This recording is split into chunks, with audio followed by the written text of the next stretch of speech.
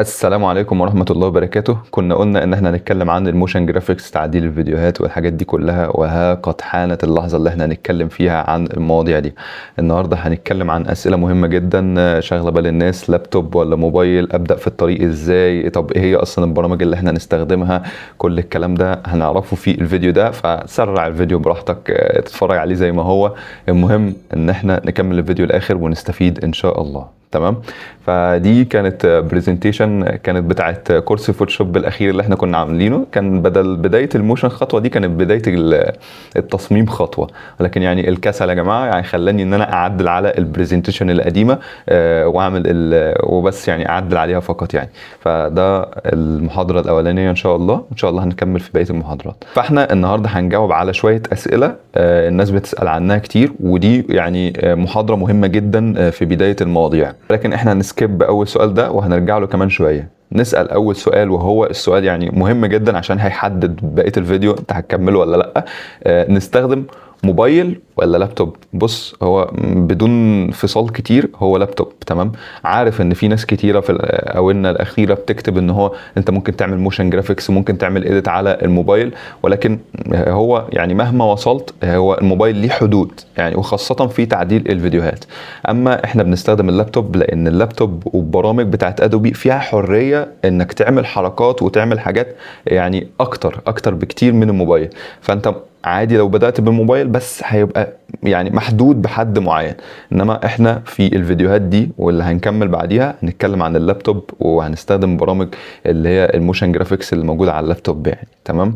ودي اهمية المحاضرة دي، انك بتعرف يعني من البداية اكمل ولا لا، طب اعمل ايه ولا لا. يعني هتحدد لك حاجات كتيرة، عشان كده المحاضرة مهمة. تمام. اللي بعديه، او نرجع بقى للسؤال اللي قبله: ايه هي البرامج اللي احنا بنستعملها؟ احنا بنستعمل برامج من شركة ادوبي. شركة ادوبي اللي هي اللوجو بتاعها اللي ظهر ده، هي شركة يعني هي الرائدة في مجالها لتعديل الفيديوهات والصور، ويعني حتة الجرافيكس عامة هي الرائدة فيها. تمام. فهي اللي كانت بتنتج برامج زي الفوتوشوب، الستريتور، وطبعا البرنامجين اللي احنا هنستخدمهم هم بريمير وافتر افكت. هو البرنامج اللي احنا هنستخدمه للموشن جرافيكس. تمام. انما بريمير هو برنامج مونتاج. طيب يعني ايه الفرق؟ طيب المونتاج ده يا جماعه اللي هو مثلا ايه، انا اتلخبطت في لقطه دلوقتي وانا بكلمكم، فهروح جاي قاصص اللقطه دي واروح جاي ملزق الكليبين ببعض. تمام. اللي ما فهمش اللقطه اللي بايظ. فده المونتاج، ده الشغل العادي بتاع تعديل الفيديوهات. اما اللي بيعمله برنامج افتر افكتس هو ان هو بيعمل حركه، هو اللي بيعمل الحركه زي اللي بنشوفها في الدنتال موشن جرافيكس او الاندو موشن جرافيكس، او حتى في تعديل الريلز اللي مشهور جدا في الفتره الاخيره واللي واخد ترند يعني. فاحنا مينلي هنستخدم برامج بريمير وافتر افكتس. تمام. نخش للسؤال اللي بعده، وهو الطريق بيكون ازاي؟ بص، هو احنا دلوقتي عرفنا ان انت بتستخدم لابتوب، تمام، مش موبايل. بتحمل البرامج عندك، وهنقول نبذة في الاخر ازاي بنحملهم وهم ايه اصلا، وبتعمل يعني بيتجابوا ازاي، بيتجابوا منين دول يعني، هنقول في الاخر. مجهز نفسك في الفيديوهات دي او في المحاضرات دي احنا هنتكلم عن الاساسيات. هتطلع بتعرف تتحرك في البرنامج، بتعرف تعمل حركات بسيطة، وجاهز ان انت تعمل التطبيقات اللي هي المتطورة اكتر. تمام. التطبيقات دي هتلاقيها فين؟ هتلاقيها على اليوتيوب، هتلاقيها انت من ذات نفسك، اللي هو هتشوف فيديو مثلا على بنترست او فيديو منتشر على السوشيال ميديا من اللي عندك، يعني من المعلومات اللي بقت عندك، ممكن تعرف تطبقه مع شوية مثلا مساعدة من اليوتيوب او شات جي بي تي، فهتبدأ ان انت عادي بتطبق الحاجات دي بسهولة. فده الطريق. تمام. بعد كده سؤال مهم جدا: ايه اللي ممكن يقابلنا يخلينا ما نكملش؟ بص يا شباب، يعني هما حاجتين اساسيتين يعني انا ملاحظهم في اخر فتره. اول حاجه انك تكتشف بعد الفيديو ده او بعد ما تحمل البرنامج او لما تبدا تستخدمه ان ده مش مكانك اصلا، يعني مش الحته بتاعتك. يعني انا موجود دماغي مش متسيستمه ان انا اعرف اعمل حاجه زي دي، مش مستمتع، مش يعني لاي سبب إن كان. تاني سبب، وده سبب مهم، هو صعوبه البدايات. الناس ممكن تشوف الموضوع ان هو سهل في الاول، اللي هو ايه، ده بيحرك حاجه، ده بيعمل حاجه، الموضوع باين ان هو سهل وكده يعني.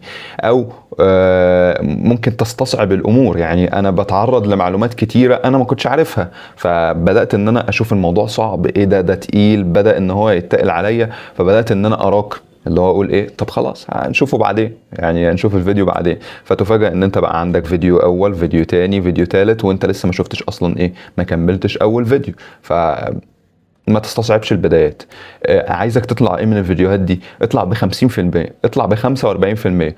الغلطه اللي بيقع فيها ناس كتير ان هم يقول لك ايه، انا لازم اطلع 100% بعرف اعمل الحاجه اللي في الفيديو دي، او لازم اطبق الحركه اللي اتعملت في الفيديو زي ما اللي بيعملها، زي المحاضر اللي ما بيعملها لازم انا اكون بعرف اعملها. تمام؟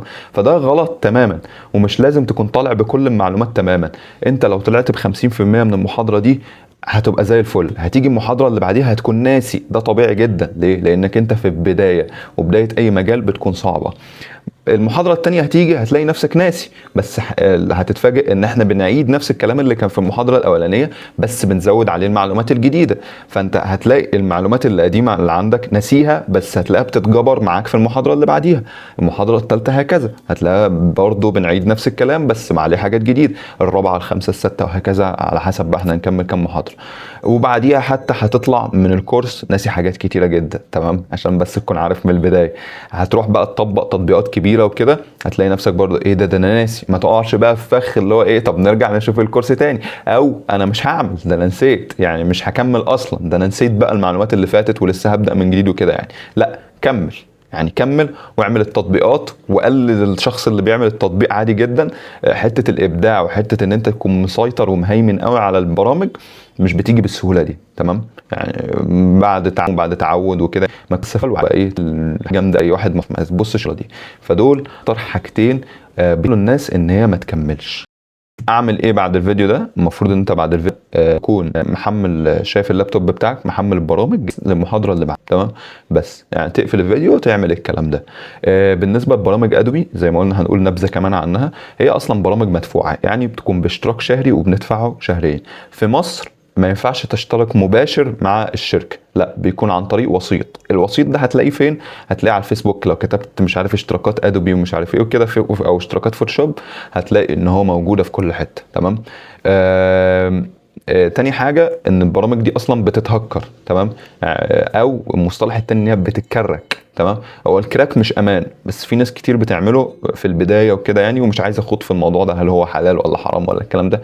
شوف انت عايز تعمل ايه واعمله. المهم ان انت بعد الفيديو ده تكون جاهز، محمل البرامج وجاهز للفيديو اللي بعده. خلي حد يحملها لك. شوف حد كان بيعمل، شوف حد مثلا بتاع كمبيوترات هو اللي يعملها لك، او حتى تشترك، اعمل اللي انت عاوزه. المهم ان البرنامج يكون جاهز على الفيديو اللي جاي. تمام؟ اللي بعده. شكرا. ايه ده، خلصنا. تمام؟ اخر حاجه بس عايز اقولها، اللي هو انا مين. انا محمد صبري، طبيب اسنان امتياز. واللي هو يعني بقالي فتره كبيره في مجال الموشن جرافيكس والجرافيكس، جرافيك ديزايننج والتسويق حتى والكلام ده. عندي شويه معلومات، فقلت اللي هو ليه لو هي ممكن تفيد حد ليه ما نقولهاش وكده يعني. وانت برضو اللي هي لو شايف ان ممكن تفيد ناس وكده، ليه ما تشارش الفيديوهات دي باي طريقه كانت يعني. شوف انت لو كان في حد صاحبك لو ممكن تقدر تشيرها فكده، فالموضوع يوصل لناس اكتر وهكذا. وبس كده، اشوفكم في محاضره قادمه ان شاء الله.